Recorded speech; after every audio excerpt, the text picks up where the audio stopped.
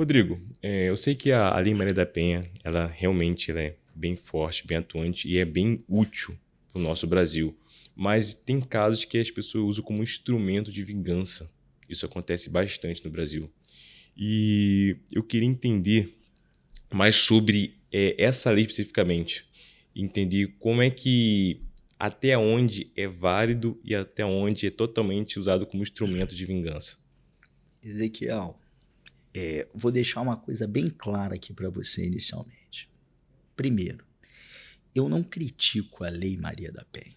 Tá? Eu acho que a Lei Maria da Penha ela representou um marco do direito das mulheres. Ela é uma lei extremamente necessária.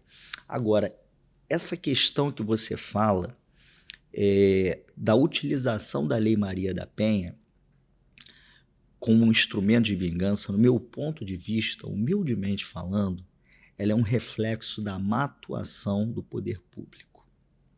Perfeito? Por que eu te digo isso? Eu tranquilamente vou dizer que aproximadamente 50% dos clientes do meu escritório hoje eles chegam com causas relativas à violência doméstica de todos os tipos de gênero que você pode imaginar. Tá?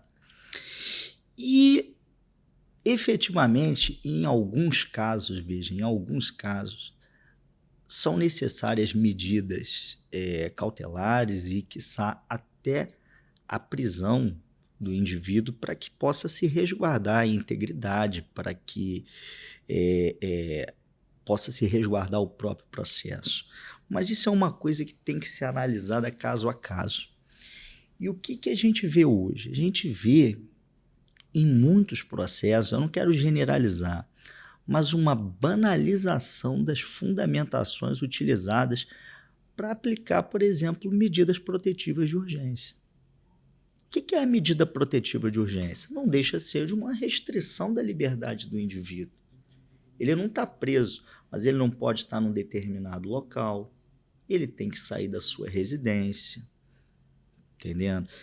Então, o que tem que ser avaliado? Primeiro, isso é adequado?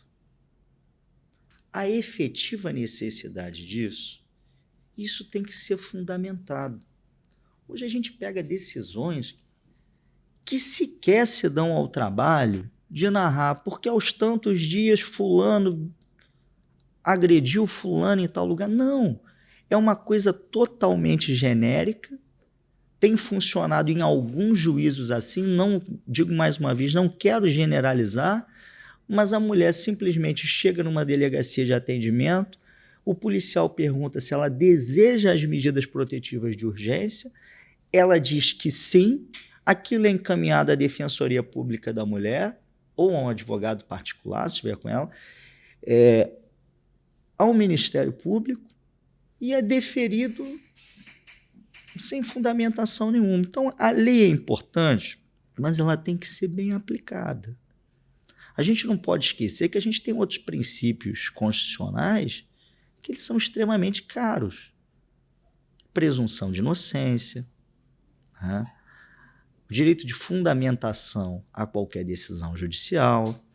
Então, quando você passa por cima disso e você cria aquele estigma, a única coisa que prende é a Lei Maria da Penha, você liga um alerta, eu quero botar esse cara para fora de casa, eu vou fazer uma denúncia dele, de uma simples injúria, vou dizer que eu estou sofrendo uma violência psicológica, isso é regra? Não, é exceção, ainda é exceção, mas existe.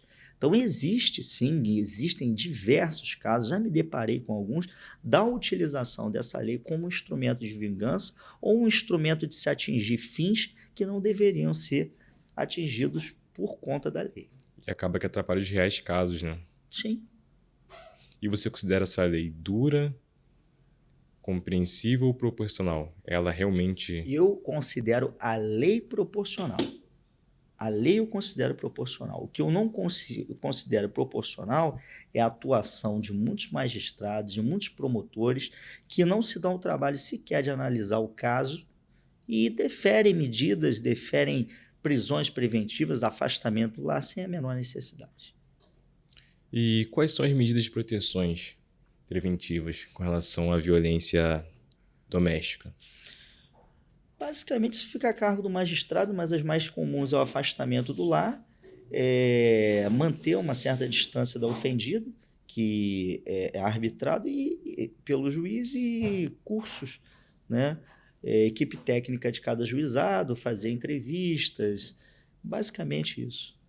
E durante um caso especificamente, como é que o cara tem que se comportar, chegar até você? Como é que ele pode ter algum recurso? Porque ele se sente refém daquela situação. Como é que ele pode fazer esse passo a passo? A primeira coisa é ele procurar um advogado de confiança, né?